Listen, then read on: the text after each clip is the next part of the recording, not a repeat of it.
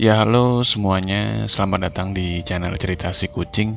Kali ini gue ada cerita tentang sebuah rumah di desa. Ya oke, langsung aja ya. Aku sedang membereskan beberapa perabotan lama kami dan memindahkannya ke rumah yang baru. Ke rumah dengan ukuran yang jauh lebih kecil dari sebelumnya. Sementara suamiku tengah duduk dengan wajah tertekuk. Dahinya terlipat menampakkan semacam depresi. Memang benar, bisnis suamiku sedang mengalami titik jenuh. Beberapa kliennya memutuskan untuk mencabut saham dan bekerja sama dengan perusahaan lain. Sudahlah sayang, semua hal di dunia ini pasti akan mengalami titik jenuh. Jika kamu bersabar, kamu bisa memperbaiki situasi. Tapi tidak ada salahnya juga jika kamu ingin mencoba usaha lain yang punya prospek bagus saat ini. Dia hanya menghembuskan napas, menstabilkan bahunya yang tadi sempat berguncang, dan beranjak berbaring di atas tempat tidur. Sudah berulang kali aku menasihatinya seperti itu, tapi dia tetap bergeming. Dia tak menanggapi semua nasihatku. Dia hanya diam seolah ingin punya waktu sendiri. Aku mengerti kondisinya saat ini. Memang sulit untuk menerima kenyataan bahwa usaha kita diambang kebangkrutan. Masih ada beberapa barang di mobil yang tadi belum sempat suamiku pindahkan. Sebaiknya aku tak mengganggunya dan memutuskan untuk mengangkatnya sendiri. Sudah sejak kemarin kami pindah ke sebuah daerah pinggiran desa dan menjual rumah mewah kami untuk membayar hutang-hutang suamiku. Aku tidak keberatan jika harus pindah ke rumah yang lebih kecil, tapi seharusnya kami tidak memilih rumah di pinggiran desa yang masih jarang ditemui pemukiman. Bahkan sepertinya hanya rumah kami saja yang ada di sini. Terdengar bunyi deruman sebuah mobil. Dari balik semak belukar, semar-semar aku melihat sebuah mobil asing bergerak ke arah rumah kami.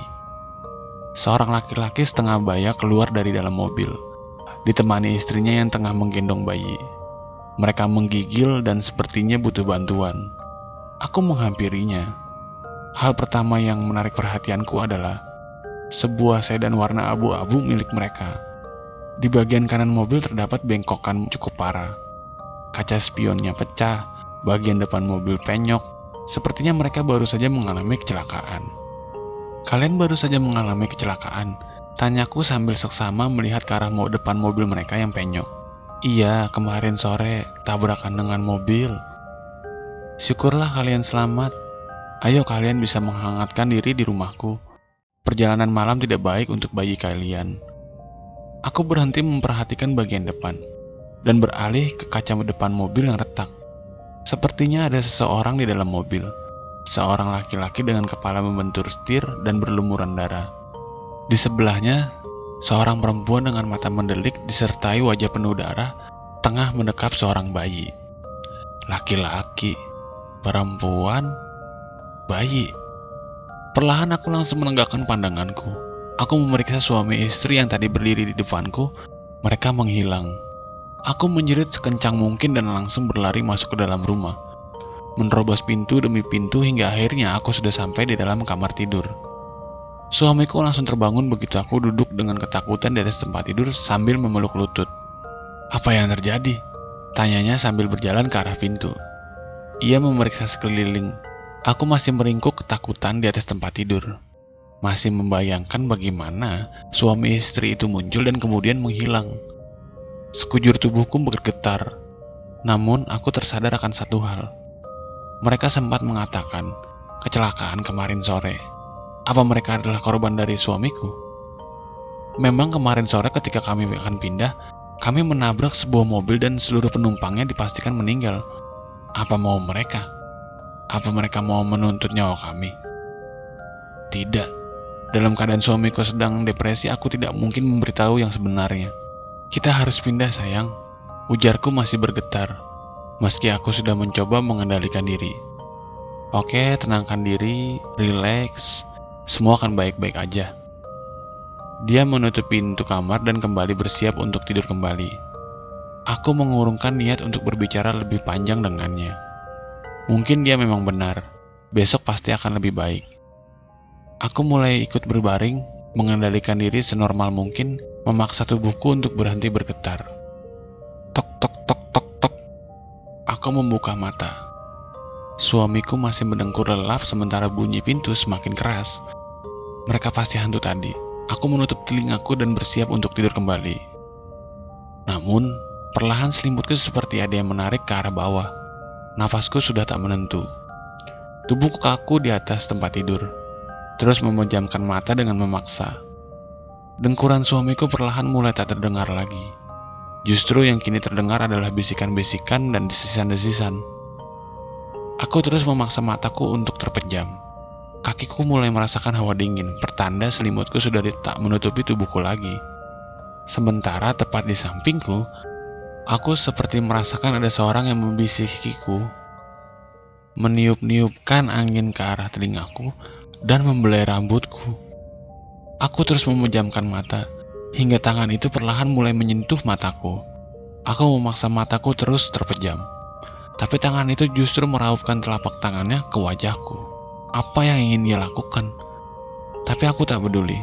Aku berusaha serileks mungkin, memaksa otakku menutup semua pemikiran tentang hantu dan memaksa mataku terpejam. Namun, ia justru menekan tangannya ke tepat di hidungku. Aku tersengal bukan main. Seketika itu mataku sudah tak mampu terbejam lagi. Aku membuka mata, hantu laki-laki parubaya itu berdiri di sampingku bersama istrinya. Ia berusaha membunuhku dengan menutup hidungku. Tangan sebelah kirinya berusaha meraih bantal.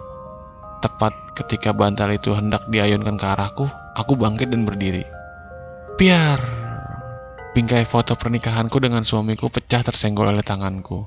Seketika itu suamiku terbangun dan hantu-hantu itu tiba-tiba menghilang. Aku berdiri kaku di samping bingkai foto yang pecah. Suamiku berdiri dan menghampiriku. Sayang, maafkan aku.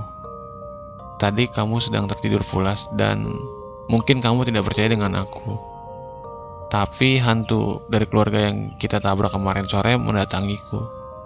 Mereka mencoba membunuhku. Sayang, maafkan aku harus mengatakan semua ini.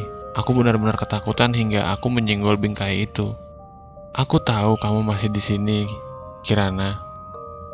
Maafkan aku, ujar suamiku sambil mengambil foto dari bingkai itu dan menciumnya dengan air mata yang mengalir. Apa? Iya, aku masih di sini, sayang. Andai saja aku lebih berhati-hati, kecelakaan itu pasti tak akan pernah terjadi. Pasti kamu masih bisa di sini sekarang, sayang. Maafkan aku, Kirana. Aku akan selalu mencintaimu. Maafkan aku membuatmu tak sempat melihat rumah ini, ujarnya lagi. Aku memandanginya yang kini terseduh memeluk foto itu dengan tatapan yang tak percaya. Dia bukan tengah ingin punya waktu sendiri karena depresi, lantas tak menanggapi nasihatku. Dia bukannya tak berusaha menenangkanku tadi yang takutan, tapi karena memang dia tak pernah melihatku lagi mulai saat ini. Aku terduduk lemas, terlambat kusadari bahwa aku sudah mati. Ya oke, thank you banget yang udah dengerin sampai habis. Jangan lupa subscribe lah ya. Oke, thank you. Dadah.